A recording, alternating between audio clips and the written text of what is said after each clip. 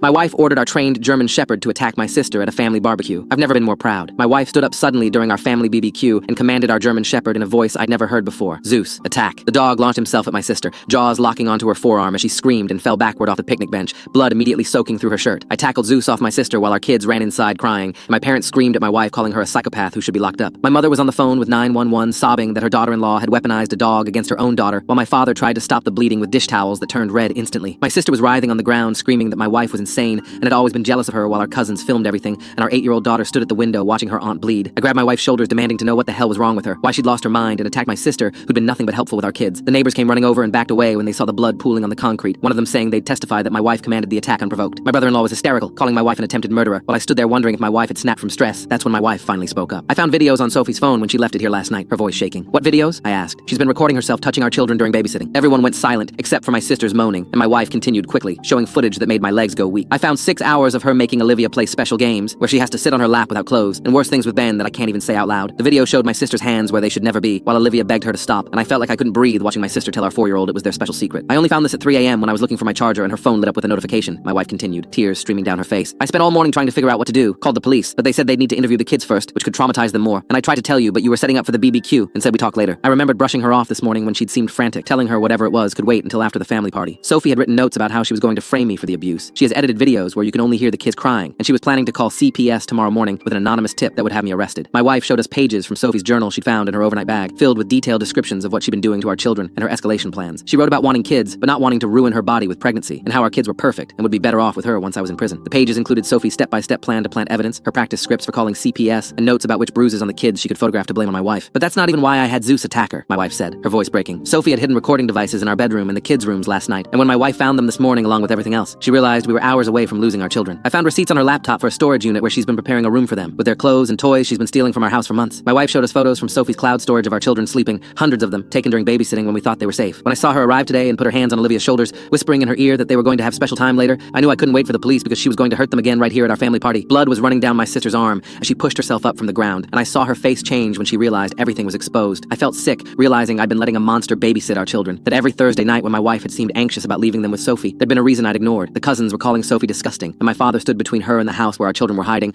while I tried to process that my little sister had been hurting my babies for months. The picnic table was right next to her with steaks we'd been about to grill, and the butcher knife we'd used lay within reach, still greasy from cutting meat. "You stupid itch," Sophie said to my wife, her voice different than I'd ever heard it, cold and flat. "Those kids love me more than you, and everyone would have believed me over some paranoid mother."